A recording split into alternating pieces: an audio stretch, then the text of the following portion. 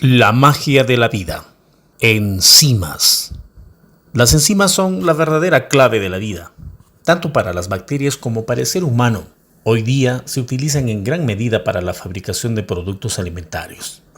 Las enzimas son proteínas especialistas y controlan todas las reacciones químicas de nuestro cuerpo. Hay enzimas en todo lo que está vivo. Se dice que son catalizadores, porque cada reacción química necesita una enzima para que se realice. Es decir, todo lo que se transforma lo hace gracias a una enzima. Cada enzima actúa sobre una sustancia concreta como una llave y una cerradura. Las enzimas son sensibles, necesitan unas condiciones adecuadas para poder hacer sus funciones y si las condiciones se alteran, mueren. La temperatura es fundamental. Por eso nuestro cuerpo no soporta fiebre por encima de 41-42 grados centígrados, un tiempo prolongado y morimos, ya que las enzimas se desnaturalizan. Los alimentos tienen enzimas. Más enzimas tienen cuanto más frescos y menos manipulados estén. Al someterlos al calor destruimos sus enzimas y este es uno de los argumentos principales de la dieta cruda, en la que no se utilizan temperaturas por encima de 40 grados o menos. No todas las enzimas se desnaturalizan a 40 grados, algunas aguantan hasta 70, pero lo que hay que tener en cuenta es que cuanto más temperatura y más tiempo se mantiene la temperatura elevada, mayor es la destrucción enzimática. Comemos enzimas porque están en los alimentos. Comemos gracias a las enzimas porque están en nuestro cuerpo para ayudarnos a hacer la digestión. Segregamos al día varios litros de jugos digestivos que son jugos llenos de enzimas para transformar proteínas, grasas y glúcidos. Asas. Todo lo que termina en asa es una enzima. Por ejemplo, la lactasa que desdobla la lactosa, el glúcido de la leche en dos de sus azúcares simples como la glucosa y la galactosa. La lipasa transforma los lípidos en triacilglicerol en glicerol, etc. También son enzimas la ptialina de la saliva o la pepsina del estómago, aunque no terminan en asa. Entre las paradojas que ha producido nuestra alimentación industrial tenemos el caso de la piña. La piña tiene bromelina, que es una enzima que ayuda a hacer la digestión. Sin embargo, comemos piña en conserva, no queda nada de bromelina, ya que se ha sometido al calor. Al comernos la piña, los jugos digestivos actúan sobre ella para digerirla. Si en esa comida hemos comido otros alimentos cocinados, suponemos sopa, carne, papas, postres, etc., la digestión no será fácil, así que podemos tomar cápsulas de enzimas digestivas con bromelina. En nuestro cuerpo ocurren de manera constante un montón de reacciones metabólicas. Probablemente en el tiempo que llevo hablando hayan ocurrido miles o millones de reacciones metabólicas en mi cuerpo. El problema es que las sustancias que intervienen en las reacciones metabólicas del organismo son sustancias muy estables y se necesita gran cantidad de energía para obtener de ellas los productos que queremos. Que sí, que ya sabéis que el cuerpo está constantemente produciendo energía, pero sin una pequeña ayuda probablemente toda esa energía no sería suficiente para realizar el metabolismo celular. Para ello, en nuestro cuerpo tenemos unos pequeños ayudantes, los biocatalizadores, unas moléculas capaces de acelerar la velocidad de las reacciones metabólicas y también capaces de controlar el metabolismo, es decir, decidir qué reacciones se hacen o cuáles no se hacen. En nuestro organismo contamos con 4 tipos diferentes de ayudantes, es decir, 4 tipos diferentes de biocatalizadores. Esperad, que me voy a quitar esto de aquí para hablar un poquito más despacio. Ahora sí. En nuestro organismo, como ya he dicho, contamos con 4 biocatalizadores diferentes. Por un lado, tenemos las enzimas, de las que ya hablábamos en el tema anterior de proteínas. También tendremos las vitaminas, los oligoelementos y las hormonas. En este vídeo concretamente nos vamos a centrar en el primero de los tipos, las enzimas, el biocatalizador más importante en las reacciones metabólicas. ¿Qué es un aminoácido? El aminoácido es una molécula orgánica que constituye el componente básico de las proteínas. ¿Esto qué quiere decir? que una proteína va a ser un conjunto de aminoácidos. ¿Ok? Y yéndonos un poquito más grande, entonces, ¿qué van a ser las proteínas? Bueno, las proteínas son las moléculas más abundantes y funcionalmente diversas de los sistemas vivos. ¿Esto qué quiere decir? Que tanto nosotros los humanos como cualquier otra especie animal, vegetal, de hongo, todos contienen estas proteínas y van a estar ejerciendo una cantidad enorme de funciones para que se pueda sustentar la vida. Ustedes se pueden imaginar, por ejemplo, un collar de perlas. Este collar de perlas va a ser un conjunto de muchas perlas. Entonces, ustedes se pueden imaginar que un eslabón es como, o sea, una perla puede ser un aminoácido, va a ser el eslabón de toda una cadena polipeptídica. ¿Esto cómo lo podemos traducir? Nosotros tenemos una perla, seguida de otra perla, seguida de otra perla, y así sucesivamente hasta formar todo un collar. Nosotros también tenemos los aminoácidos, que estos a su vez están unidos entre sí a la par y van formando toda una cadena polipeptídica que puede llegar a ser una proteína funcional. Ahora, ¿para qué me van a servir las proteínas? Como ya les mencioné, estas son muy abundantes y también tienen muchísimas funciones. Por ejemplo, en el metabolismo, cuando nosotros ingerimos alimentos, ya sea proteínas, carbohidratos, lípidos, tanto de origen animal como de vegetal, tenemos estas proteínas que ejercen su función para metabolizar todos estos componentes. Ustedes en esta imagen del lado derecho pueden ver, si se acuerdan, como el collar de perlas, que tienen muchos eslabones. Este no forma como un collar, pero sí es una cadena de muchos aminoácidos que están juntos y todos estos van a llegar a formar lo que es una molécula de insulina. La insulina va a ser una proteína que nos va a servir para metabolizar los carbohidratos. ¿Ok? Esta es una de las funciones. Por ejemplo, en el músculo también tenemos otras proteínas que son la actina y la miosina. Estas nos van a ayudar para que nosotros podamos ejercer nuestra contracción muscular y así movernos en nuestra vida diaria. Incluso también nos sirve para respirar. Nosotros tenemos un diafragma, que esto va a ser un músculo y a su vez sube y baja para que nosotros podamos ejercer la respiración.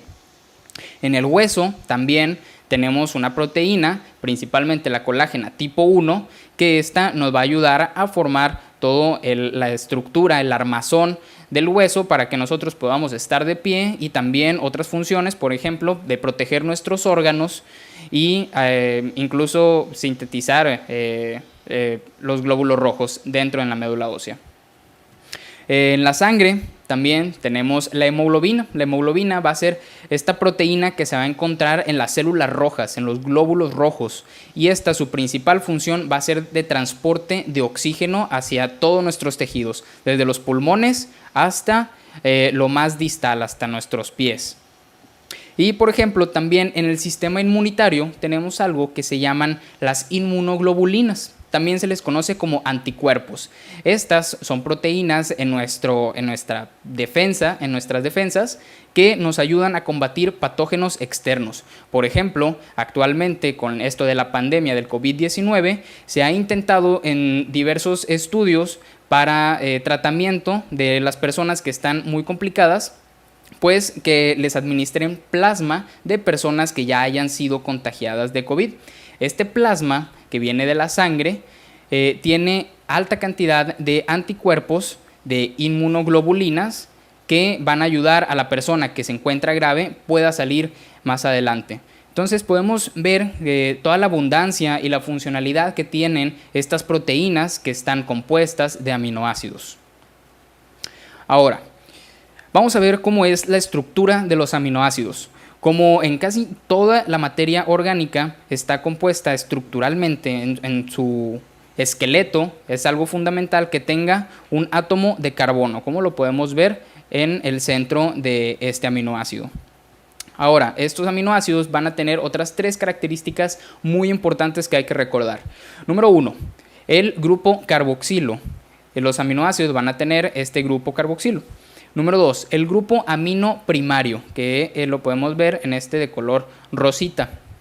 ¿Y a qué me refiero con que es primario? Bueno, existe otro aminoácido que se encuentra también en el organismo del ser humano que no tiene un grupo amino primario, sino que tiene un grupo amino secundario. Esta va a ser la prolina. Pero esta es una excepción. Y número 3, y también muy importante, que va a ser la cadena lateral. Esta que vemos en amarillo, que también se le conoce como grupo R. Ahora, estos aminoácidos, como se acuerdan en el collar de perlas, que están unidos uno tras otro a la par, pues bueno, estos van a estar juntos mediante los enlaces peptídicos. ¿Ok? ¿Y cómo se va a formar un enlace peptídico? Bueno, está el aminoácido y a su izquierda y a su derecha tiene el grupo carboxilo y el grupo amino. Como varios aminoácidos están juntos a la par, pues un grupo carboxilo se va a juntar con el grupo amino y así sucesivamente entre todos hasta formar toda una cadena polipeptídica. Pero bueno, ¿y ahora qué va a pasar con la cadena lateral? La cadena lateral va a dictar la funcionalidad y la principal característica de estos aminoácidos. Ahorita vamos a ver que existen diferentes tipos de aminoácidos, tanto como son los no polares, los polares, de características ácidas o básicas. Y esto lo va a estar dictando esta cadena lateral, este grupo R. Ahora, en la vida tenemos en general unos 300 aminoácidos aproximadamente. Sin embargo, en el cuerpo humano, los que nosotros vamos a estar utilizando son alrededor de unos 20. Y de estos 20, el 50%, o sea, 10 de ellos, van a ser esenciales. ¿A qué me refiero con que son esenciales? Es que son necesarios que nosotros los consumamos en la dieta de nuestra vida diaria. ¿Por qué? Porque nuestro cuerpo no es capaz de sintetizarlos a diferencia de los otros 10 restantes. ¿Y cuáles son estos? Aquí les dejo una mnemotecnia para que ustedes se la puedan aprender un poquito más fácil. Tenemos esta oración que dice: Fer hizo un tremendo lío y Valentina, asustada, le metió un triptófano. Ahora, tenemos que Fer tiene la F y la E, va a ser de fenilalanina. La H de iso va a ser de histidina. La iso de isoleucina. Tre de treonina. Li de lisina. Val de valina. A de arginina. Le de leucina. Met de metionina. Y toda la palabra de triptófano. Y así nosotros juntamos los 10 aminoácidos esenciales. Así que ustedes se pueden acordar de toda esta oración. La pueden repetir cuantas veces sea necesario para que se les quede bien grabado y no se les olvide nunca estos 10 aminoácidos esenciales. ¿Ok? Y bueno, aquí en la tabla podemos ver los aminoácidos esenciales que les acabo de mencionar. No están en orden como yo se los puse en la oración. Y los otros 10 restantes que son los no esenciales. O sea que nuestro cuerpo los puede sintetizar. Imagina que quieres llevar una piedra súper grande a lo alto de una colina.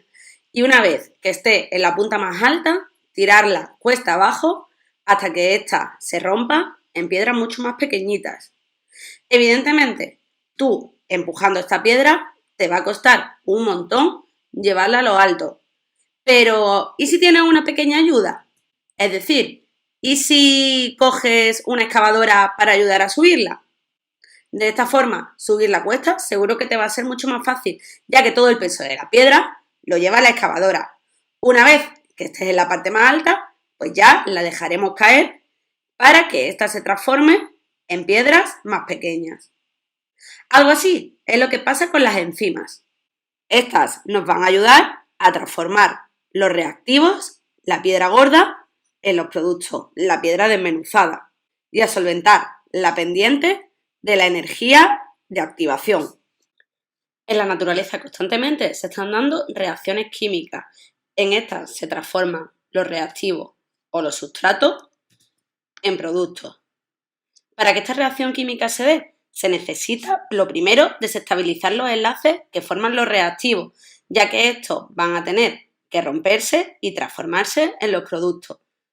Para que esta transformación se dé, hace falta altos niveles de energía o temperatura para romper los enlaces y volverlos a estabilizar.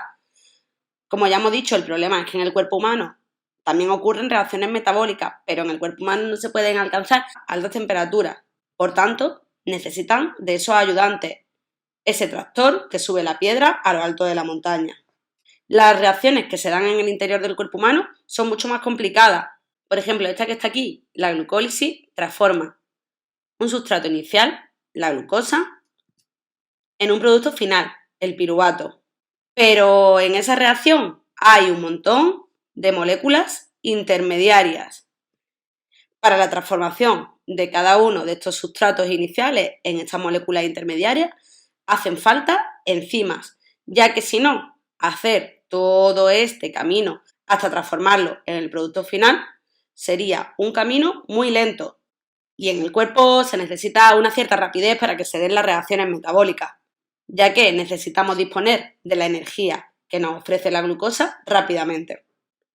Por ello, las enzimas son moléculas que disminuyen la energía de activación, es decir, nos ayudan a subir la montaña con mayor facilidad.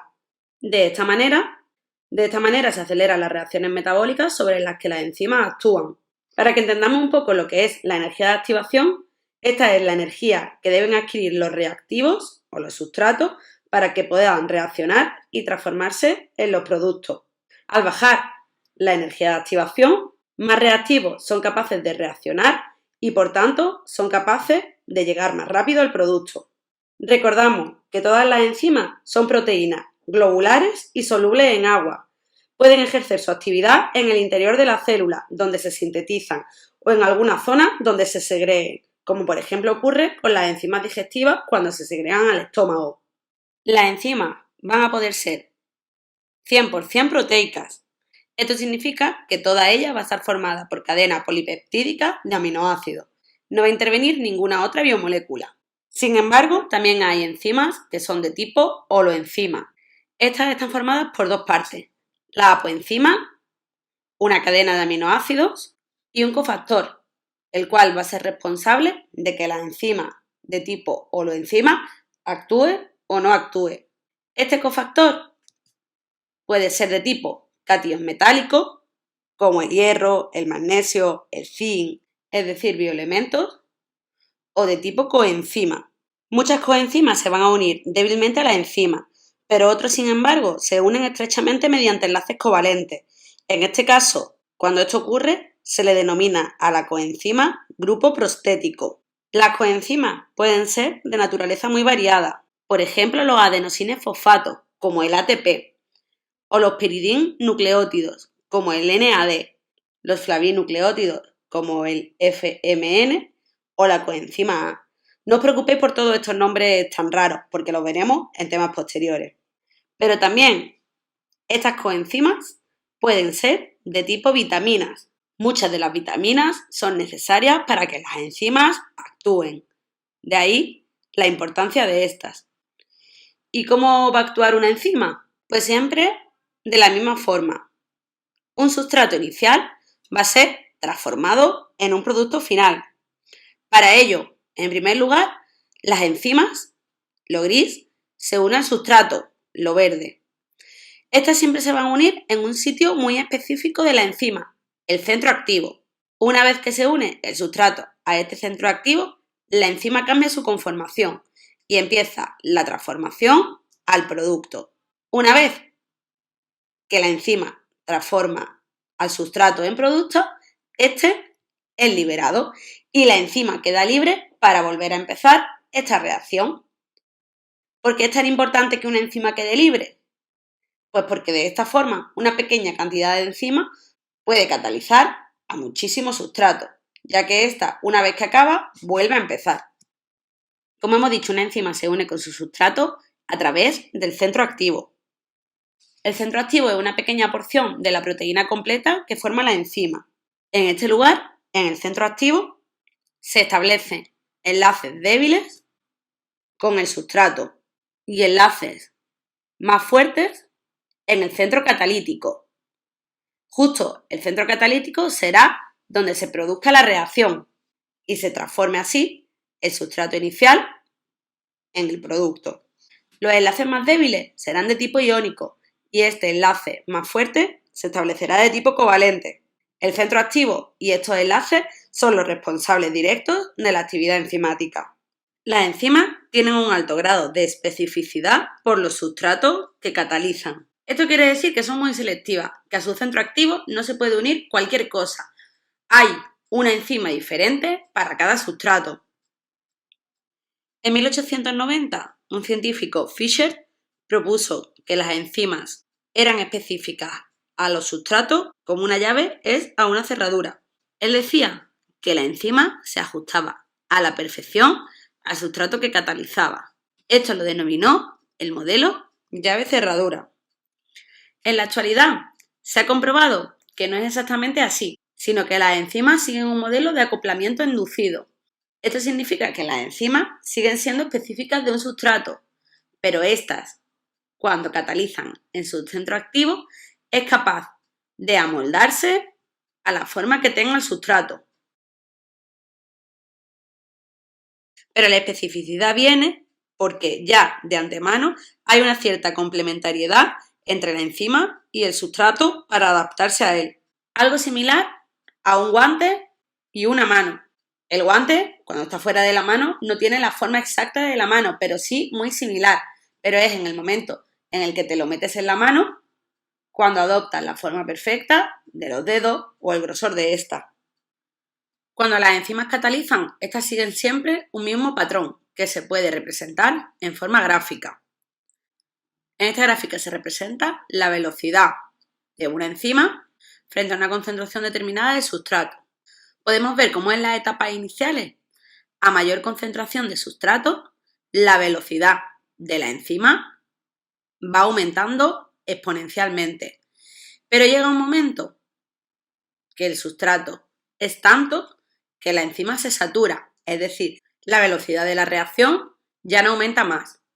Esto se debe a que todas las enzimas están ocupadas por un sustrato y tendrán que esperar el resto de sustratos a que la enzima quede libre para poder unirse a él. Sin embargo, en las primeras etapas, cuando hay mucha menos concentración de sustrato, hay más enzimas que están libres para poder catalizarlo. Esto llevó a dos científicos, Michaelis y Menten, a formular la ecuación para calcular la velocidad de una reacción enzimática, según las concentraciones que haya de sustrato. A esto lo denominaron Km, constante de Michaelis-Menten. Esta corresponde. En esta tabla podemos ver diferentes enzimas que catalizan diferentes sustratos. Dependiendo el sustrato que catalicen, van a tener una Km u otra. ¿Y para qué sirve que estudiemos la constante de Michaelis-Menten? Es decir, la Km. Pues para saber cómo de afín es la enzima por el sustrato. Una enzima que presente una Km mayor va a ser menos afín por el sustrato, ya que cuanto menos concentración de sustrato necesite para alcanzar su velocidad máxima, más afín va a ser la enzima por dicho sustrato.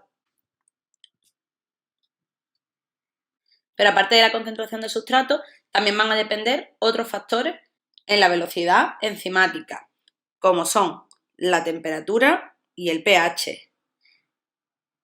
Ambos actúan de la misma forma, ya que tanto la temperatura y el pH desnaturalizan las proteínas y recordamos, las enzimas eran una proteína.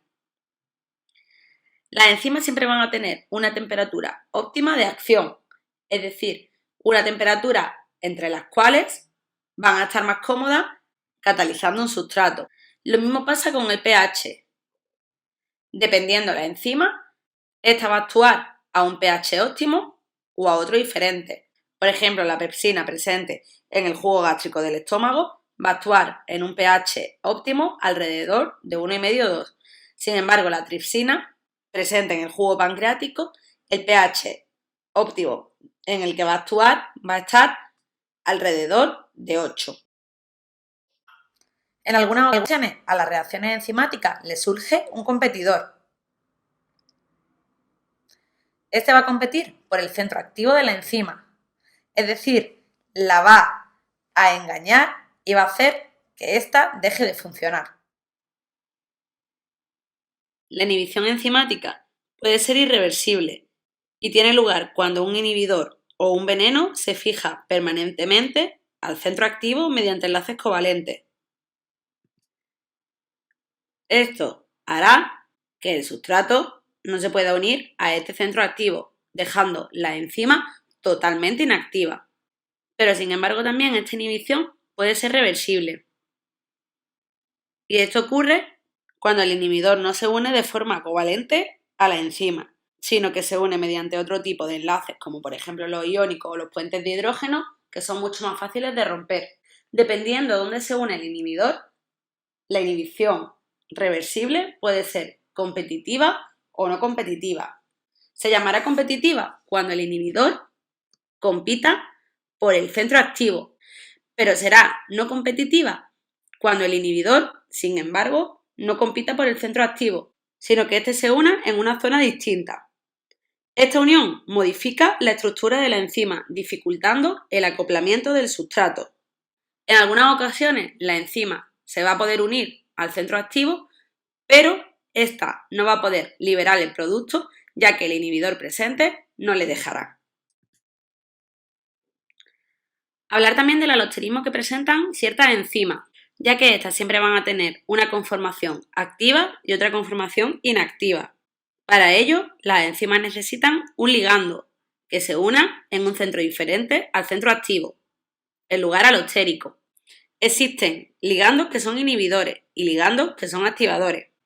Un ligando inhibidor hará que la enzima cambie su conformación y el centro activo deje de estar accesible.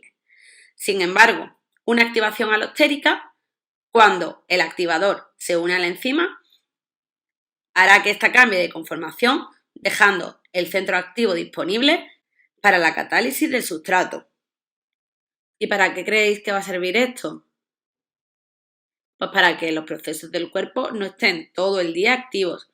Muchos de ellos no se necesitan siempre, entonces gastar energía tontamente en que siempre una enzima esté catalizando un sustrato es innecesario en el organismo.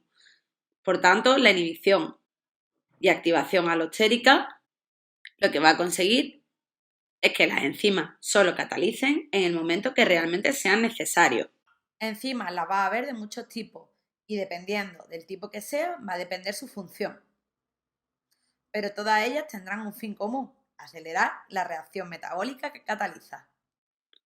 Las oxidorreductasas van a catalizar reacciones de oxidación y reducción, encaminadas normalmente a obtener energía de los carburantes metabólicos. Entre las oxidorreductasas nos encontramos las oxidasas, que catalizan la oxidación de los sustratos mediante el oxígeno, formando una molécula de agua. También otras, como este ejemplo, las deshidrogenasas, las cuales necesitan de una coenzima, como por ejemplo en este caso el NAD, para realizar su reacción de oxidorreducción. Otro tipo de enzimas son las transferasas. Estas catalizan el movimiento, la transferencia de grupos funcionales de un sustrato a otro. El nombre de estas enzimas van a depender del sustrato que muevan de un sitio a otro.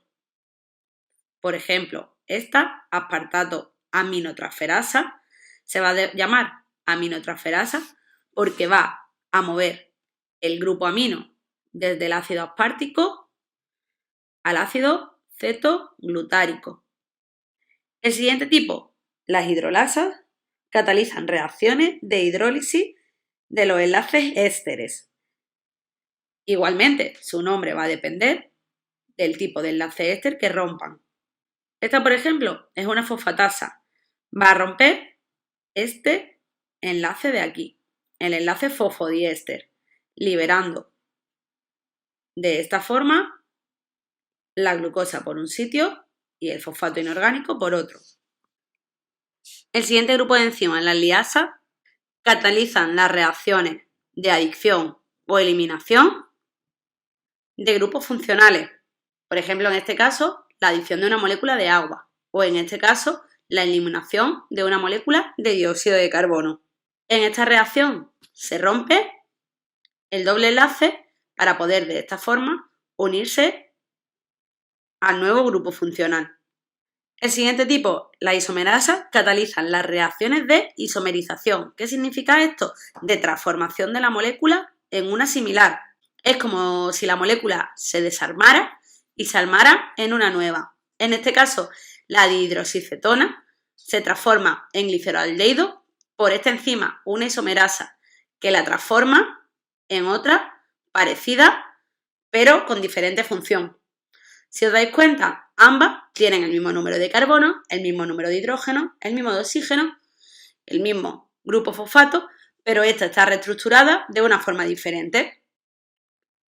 Y la última, las ligasas, catalizan la síntesis de nuevas moléculas al añadir otras mediante nuevos enlaces. En este caso, al acetil-CoA se le añade un CO2. Pero el problema que tienen las ligasas es que para hacer esta adición necesita de la hidrólisis del ATP, es decir, necesita energía para que estos enlaces se creen y formen una nueva molécula. Seguro que os habéis dado cuenta que todas las enzimas acaban en asa. Y es que así se ha decidido por consenso para llamar a las enzimas. En alguna de estas se añade delante el sustrato que cataliza, como la sacarasa, que cataliza la sacarosa, la amilasa, el almidón, o la lipasa, los lípidos. Otras, sin embargo, nombran el proceso que catalizan. Fosfatasa, la adición de grupos fosfato, o descarboxilasa, la de grupos CO2. Aún así, algunas enzimas iniciales, las primeras que se descubrieron, tienen nombres propios, como la pepsina del jugo gástrico, la tialina de la saliva o la tripsina del jugo intestinal. Ahora, como ya les mencioné que existen todavía en los aminoácidos clasificaciones dependiendo sus características, tenemos estos aminoácidos con cadenas laterales no polares. ¿Estos qué quieren decir? Que no ganan ni pierden protones ni participan en enlaces de hidrógenos o iónicos.